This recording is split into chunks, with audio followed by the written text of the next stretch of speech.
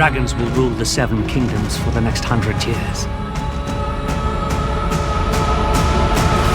Just as they did the last.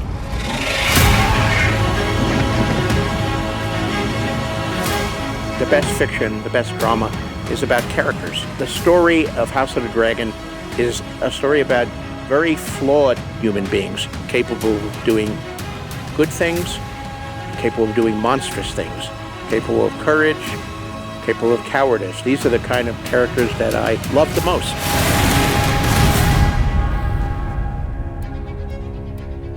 Game of Thrones begins roughly 298 AC, almost 300 years after Aegon's conquest.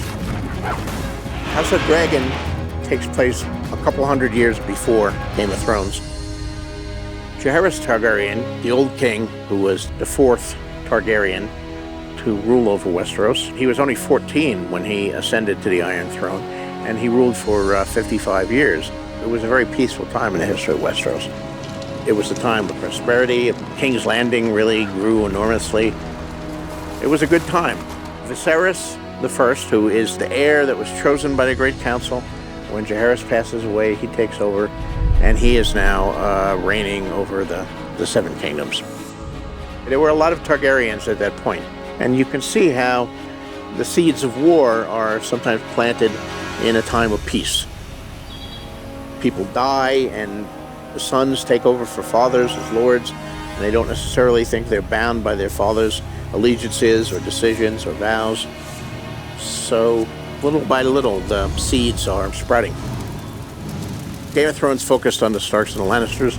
For House of the Dragon, the Targaryens themselves, the House of the Dragon, are at center, but two of the biggest players in the Dance with the Dragons Civil War are the Velaryons and the Hightowers.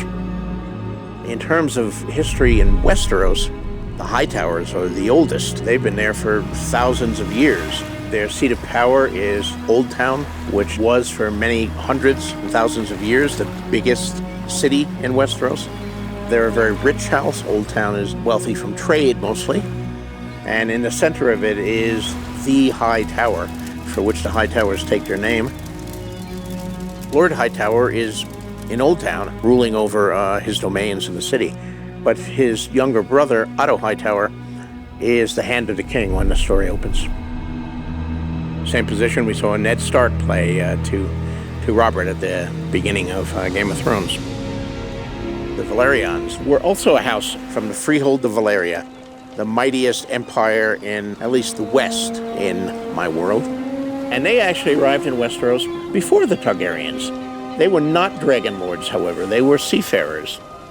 At that time, the Freehold of Valyria depended a lot on its trade, and it was a good position to dominate trade from all the kingdoms of Westeros and from other places even further north. So they moved for reasons of trade and wealth.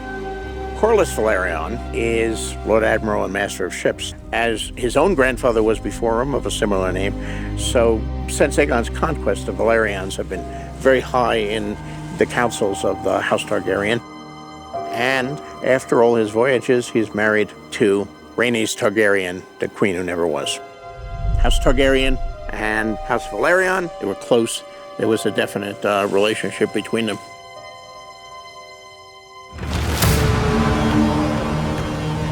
The Targaryens are also an ancient house, but they're not an ancient Westerosi house. They knew that destruction was coming to Valyria and went far away from the capital city, and they settled on the volcanic island of Dragonstone. They were dragon lords in Valyria. Now, dragons are really formidable, and they can turn the tide of a battle.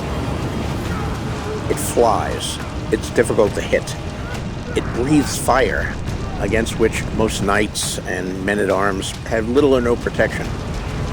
So if you have dragons, and that's where the nuclear option analogy comes in, you're hard to mess around with.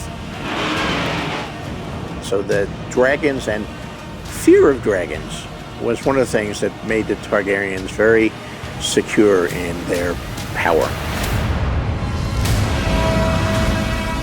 Dragon Saddle is one thing, but the Iron Throne is the most dangerous seat in the realm.